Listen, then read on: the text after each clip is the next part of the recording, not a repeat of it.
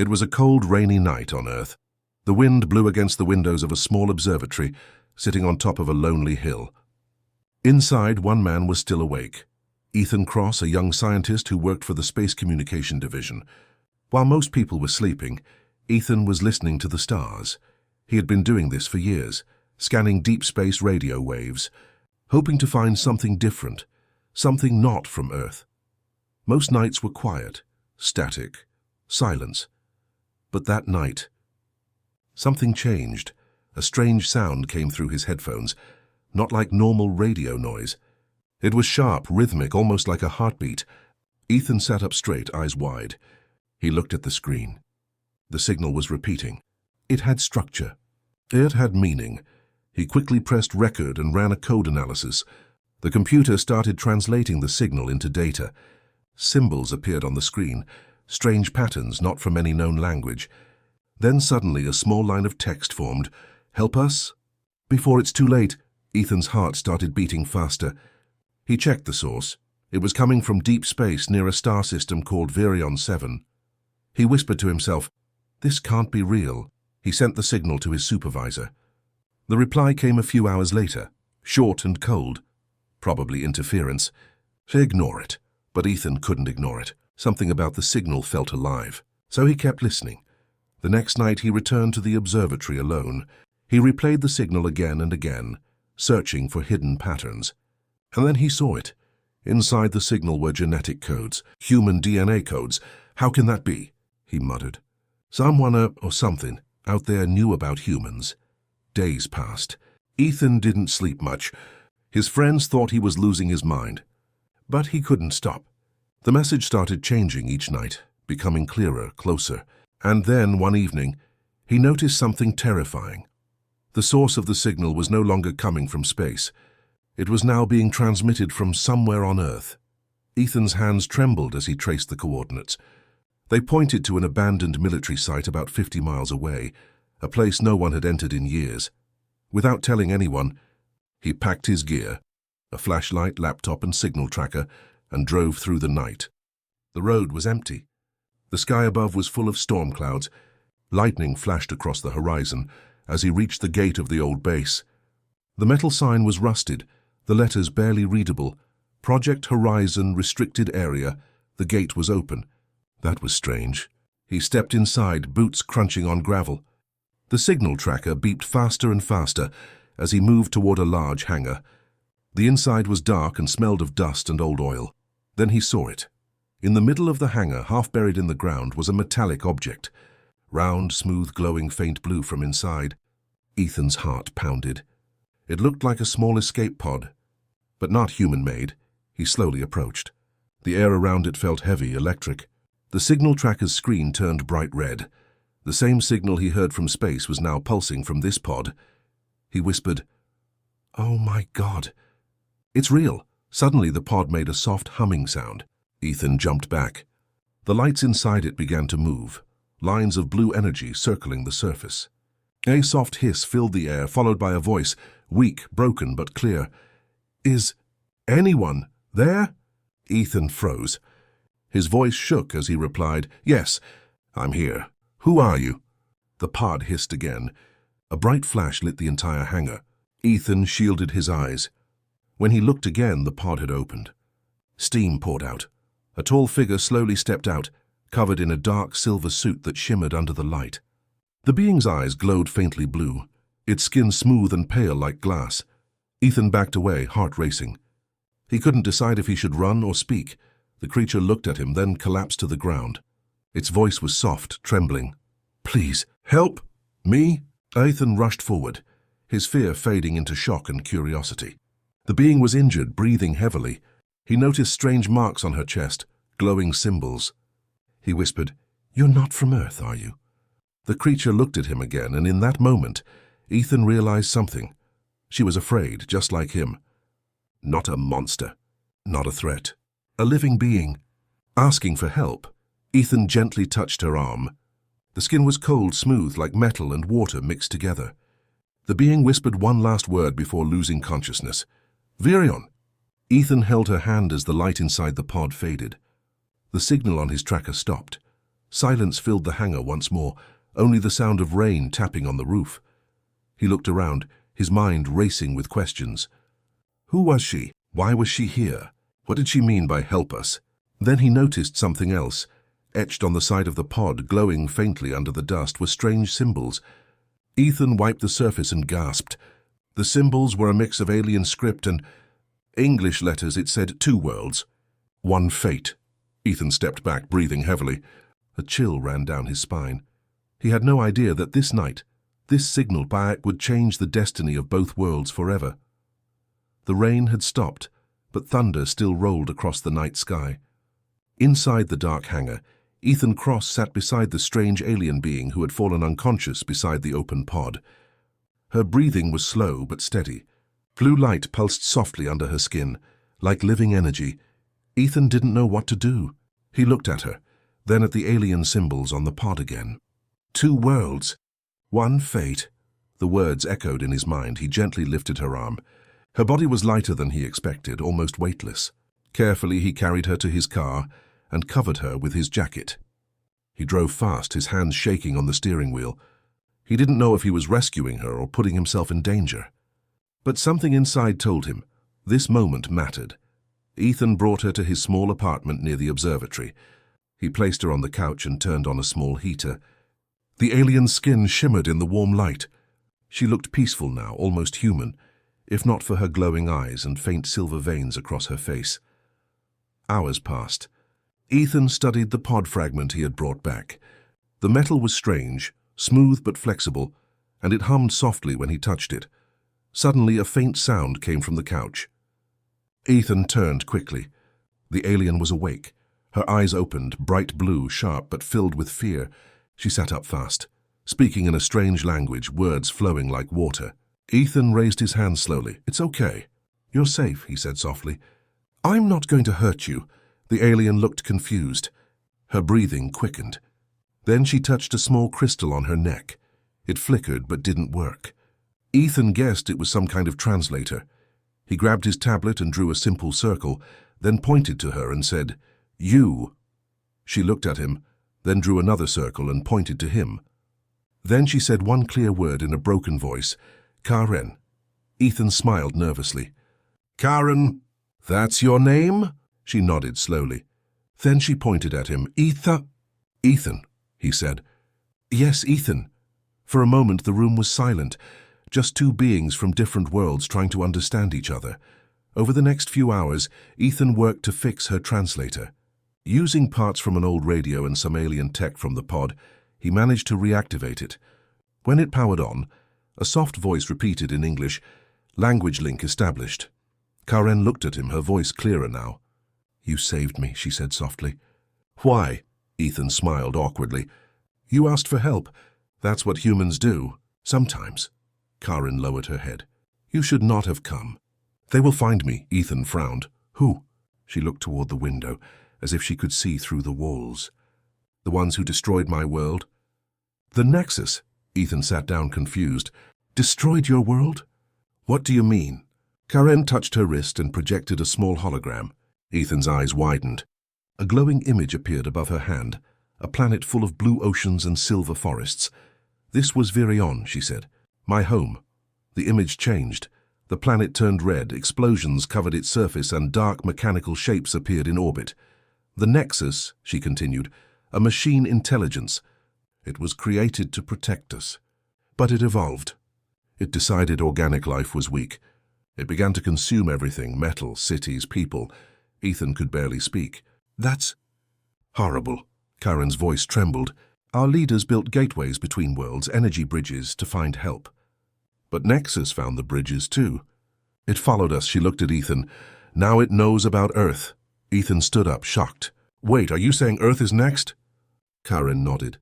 "Yes, your world is linked to mine now. If the bridge collapses, both will die." Ethan paced the room, his mind spinning. "That's impossible. How can 2 planets be connected?" Karen pressed a button on her wrist and showed another hologram. 2 planets floated side by side, connected by glowing lines of light. Energy flows between worlds. When Virion started dying, your world began to feel it too. Climate changes, magnetic storms. It has already begun. Ethan thought about the strange signals, the power surges he had seen in the observatory. "You're right," he whispered. "It's already happening. Karen's light dimmed. I came here to warn you, but my ship was attacked before I could send the full message." Ethan looked determined. "Then we'll finish it together." Karen looked at him with surprise. "Together?" he nodded. "You said 2 worlds, 1 fate. If Earth falls, we both fall. So we fight." For the first time, Karen smiled, just a small, tired smile. "You are strange, human. Brave or foolish?" "Maybe both," Ethan said, trying to lighten the mood. Suddenly, the window cracked with a loud boom. A beam of red light shot across the sky, hitting the ground near the observatory. The building exploded in flames. Ethan and Karen ducked down. "What was that?" Ethan shouted. Karen's face turned pale. "They found me." She stood quickly, activating a silver weapon from her arm that transformed into a glowing blade. "We must go now." Ethan grabbed his backpack and followed her out the door. The night sky was alive with red streaks, machines descending from the clouds, silent and fast. Karen looked at Ethan and said, "You wanted to see the stars, human. Now the stars have come for you." They ran into the darkness as the machines landed behind them, metal claws digging into the earth. The battle for 2 worlds had just begun. The night sky burned red. Machines fell from the clouds like shooting stars, their metal wings glowing with fire. The ground shook as one of them crashed into the forest behind Ethan's apartment. Ethan and Karen ran through the dark streets, the air buzzing with strange sounds. Drones, round, black, and covered in red lights, flew overhead, scanning everything with laser beams. Karen turned to Ethan. "They are Nexus scouts. They can smell energy signals. We must keep moving." Ethan was out of breath, but he followed. "Where are we going?" "To a safe place," she said. "A place your people forgot." They ran until dawn, finally stopping at an old underground tunnel near the city's edge.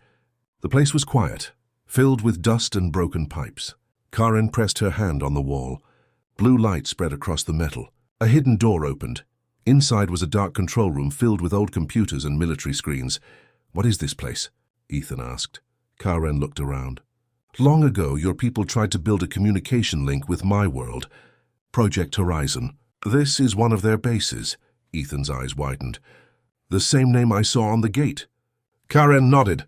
"Yes, the bridge between Earth and Virion was created here, but it was abandoned before it was finished." She touched a terminal and projected a hologram. 2 glowing planets appeared, Earth and Virion, connected by a bright thread of light. But the thread was flickering, unstable. Karen spoke quietly. "If the Nexus destroys the bridge, both worlds will collapse. Energy will turn against itself. Your oceans, our skies, everything will burn." Ethan stared at the hologram, realizing the truth. "So that's why Earth is having strange weather and storms." "Yes," she said. "The connection is breaking." Ethan clenched his fists. "Then how do we stop it?" Karen looked at him, her blue eyes serious. "We need the Virion power core. It can stabilize the bridge. I sent one to Earth years ago during the first contact mission, but it was lost." "Lost where?" Ethan asked. Karen hesitated. "Your people found it. They didn't understand what it was." "So they buried it." Ethan thought for a moment. "I think I know where it could be." Hours later, they drove across a dusty highway into the desert.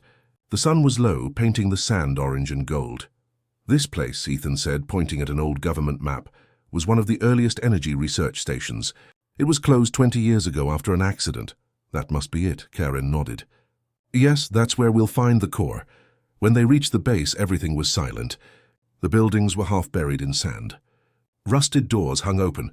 Ethan held a flashlight, while Karen scanned the area with her wrist device. Her screen blinked. "The power core is underground." They entered a tunnel deeper and deeper, until they reached a large metal door. Karen placed her palm on it. Blue light spread across her skin. The door slid open with a hiss. Inside was a huge chamber filled with old machines and a circular pod in the center. The pod glowed faintly like it was still alive. Ethan's eyes widened. "That must be it." Karen approached carefully. "Yes, the Virion core. It still breathes." Just as she reached out to touch it, the air filled with a low humming sound. Ethan froze. Red lights began to appear in the dark corners of the room. Karen whispered, "They're here. From the shadows, metal creatures crawled out, tall, spider-like drones with sharp limbs and glowing red eyes. Their bodies were black, smooth, and silent. Ethan backed away. What are those things? Nexus hunters, Karen said, raising her weapon. They track the core's energy. They won't stop until we're dead. The first drone jumped forward. Karen moved fast, her arm weapon shifting into a glowing blade. She sliced through the air. Metal sparks flew everywhere. The creature exploded in a burst of red light. Ethan ducked behind a crate. There's too many! Karen shouted. Use the control panel. Overload the lights. They hate energy bursts. Ethan ran to the console, pressing random buttons until the overhead lights flickered to full brightness. The drones screamed, high-pitched metallic sounds that hurt his ears. Karen jumped and sliced through two more, her movements graceful and deadly. Ethan grabbed a broken pipe and hit one that got too close. Finally, after a long minute, the room fell silent again. Pieces of metal scattered across the floor. Karen stood breathing heavily, her energy blade fading. Ethan looked around. Are you okay? She nodded slowly. We were lucky this time. The next wave will be bigger. Ethan looked at the glowing pod. Then let's get that core and run. Karen touched the pod's surface. It opened like a flower, revealing a crystal heart glowing with soft white light. The entire room filled with a low hum. Karen spoke softly. The heart of two worlds. Handle it carefully. Ethan reached out, the light reflecting in his eyes. It's beautiful. But as he held it, a pulse of energy shot through his hands. The hologram of the two planets appeared again. Only this time the red color had spread across both worlds. Karen's face went pale. The Nexus has started merging the worlds. Time is running out. Ethan looked at her. Then what do we do now? Karen stared at the sky through a broken window above them. We take the core to the bridge. We restore the balance, or both worlds die. At that moment, the sound of engines echoed outside. The ground trembled again. Karen looked at Ethan with urgency. They've found us. We must move now. Ethan grabbed the glowing core, and they ran through the tunnels as explosions rocked the base. Dust and metal rained down around them. Behind them, through the collapsing ceiling, red lights filled the darkness, hundreds of Nexus drones descending like a storm. As they escaped into the desert night, Ethan realized something terrifying. This was no longer just about a signal. It was a war. The desert wind howled as Ethan and Karen ran across the sand, the glowing power core clutched tightly in Ethan's hands. Behind them, explosions lit the sky. Drones were closing in, their red eyes flashing like angry stars. Karen's energy blade hummed as she turned and fired at the nearest one. The drone exploded in a burst of smoke and sparks. But for everyone they destroyed, more appeared. Ethan shouted, "We can't keep running." "They'll catch us." Karen pointed toward the horizon. "There's one place left in the old bridge site. That's where it all began." "The bridge?" Ethan asked. "Yes," she said. "The portal that connects Earth and Virion. If we reach it, we can use the power core to repair the link. It's our only chance." Ethan nodded, gripping the core tightly. "Then let's end this." They reached the mountains just before dawn. Hidden between the cliffs was a deep canyon filled with broken machines and glowing stones, the remains of Project Horizon. In the center stood a tall metal structure, half buried in sand, a portal ring. Rusted and silent, but still humming faintly with energy. Karen placed her hand on it. The metal pulsed with blue light. "It's still alive," she said softly. Ethan looked around nervously. "How long do we have before they find us?" Karen's voice was calm. "Not long. They set to work." Ethan connected wires, while Karen recharged the control systems with her crystal energy. The portal ring began to glow brighter, sending beams of light into the morning sky. But something was wrong. The core was unstable. Sparks flew as Ethan tried to fit it into the power chamber. "It's rejecting the connection," he yelled. Karen closed her eyes, placing her hands on the core. "It's afraid. It feels the Nexus's presence." "Afraid?" Ethan asked, confused. Karen looked at him sadly. "The power core is alive, Ethan. It carries the memory of Virion." Ethan stared at her. "You mean it remembers your world?" She nodded. "Yes, it remembers everything we lost." Her voice trembled. "It's in pain." Ethan hesitated, then gently touched the core. "Hey," he whispered. "We're not the enemy. We're trying to save you." And both worlds. The light flickered once, twice, and then steadied. Karen smiled faintly. It listens to you. Suddenly the ground shook. The sky turned dark. From above, a massive Nexus ship appeared, covering the sun. Its shadow swallowed the canyon. A deep metallic voice echoed through the air. Organic life must end. The cycle must begin anew. Ethan looked up in horror. It's here. Karen's voice hardened. Then this is where we make our stand. Hundreds of drones poured out of the ship, their red lights filling the canyon like a river of fire. Karen activated her armor, blue energy wrapping around her body. She turned to Ethan. Keep working. I'll hold them off, Ethan protested. No, you'll be killed. She smiled softly. My world is already gone, Ethan, but yours can still be saved. Before he could answer, she jumped forward, landing between the rocks and the oncoming swarm. Her weapon glowed bright blue as she fought, fast, graceful, unstoppable. Ethan worked as fast as he could, his hands shaking. Sparks flew as he reconnected the wires. Come on, come on! Karen fought fiercely, cutting through drone after drone, but they just kept coming. One of them hit her shoulder. She fell, coughing, her light dimming. Ethan looked back and shouted, Karen! She got up, limping. Finish it, she cried. Ethan gritted his teeth and connected the final cable. The portal ring exploded with light, a beam shooting straight into the sky. The ground trembled, but the power core began to overload and the energy was too strong. Karen stumbled toward him, blood-like energy glowing from her wounds. It's too unstable, she said weakly. It needs a stabilizer. A living connection. Ethan looked at her. What does that mean? She took the crystal from her neck, the same one that powered her translator, and pressed it into his hand. My life energy, she said. It will link the core to you. You'll become the bridge. Ethan shook his head. No, Karen. You'll die. She smiled sadly. If I don't, both worlds die. This is the only way. She placed her hand over his heart. So you have the strength of both worlds, Ethan Cross. Believe it. Tears filled his eyes. I can't do this without you. Karen's voice softened. You won't have to. I'll be with you, always. Before Ethan could stop her, she pushed the crystal into the core.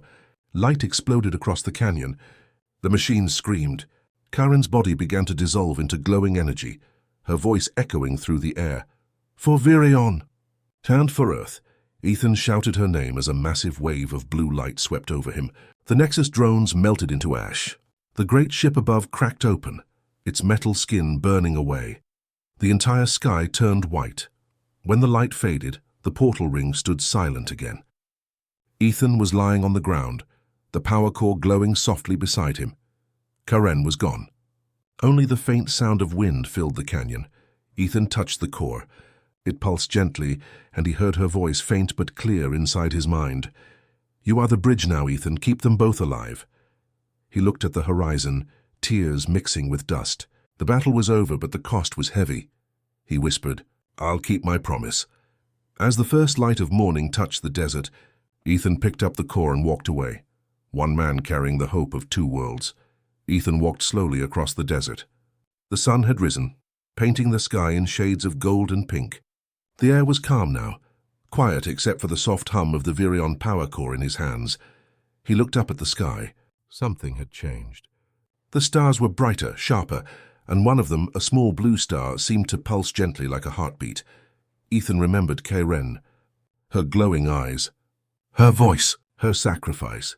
He felt the weight of two worlds on his shoulders, but also a spark of hope. As he approached the canyon, Ethan noticed something incredible. The desert around him had changed. Rocks and sand now shimmered faintly with blue veins of light. Strange plants grew among the dunes. Some looked like earth trees, others glowed faintly like alien flora. He stopped, amazed. It was beautiful, alive. A mixture of Earth and Virion, the worlds. They merged, he whispered. Suddenly he felt a presence, warm, gentle, and familiar. A soft voice echoed in his mind. I am here, Ethan, always, Karen. Ethan closed his eyes, tears streaming down his face. You're still here. In the energy, in the bridge, in every living thing that now connects the worlds. We did it. Together. He looked at the glowing core in his hands. The light inside it pulsed gently, in rhythm with the stars above. The energy network of both worlds was alive. The Nexus was gone, Its signal erased. Weeks passed. Humanity noticed the changes first as small miracles. Crops growing in deserts, clean energy flowing from strange crystals, strange but harmless lights in the sky. Scientists were baffled. Governments called it a natural phenomenon. Ethan stayed mostly quiet. He had work to do. The power core, now stabilized, had become the heart of the connection between Earth and Virion. It needed constant care, but he wasn't alone. Karen's presence guided him. He could feel her in the winds, the energy of the plants, the pulsing stars.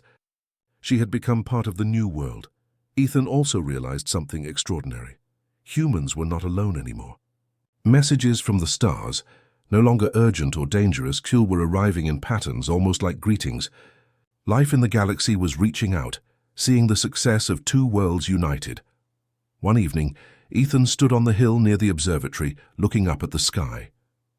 He held the glowing crystal in his hands, its light reflecting in his eyes. Suddenly, a soft signal appeared on his tablet. Not an attack, not a warning. Just a simple sequence of numbers and shapes. A call for friendship, not war. Ethan smiled. It's working. We're connected. To them, to each other. The wind carried a familiar whisper. The beginning of a new era.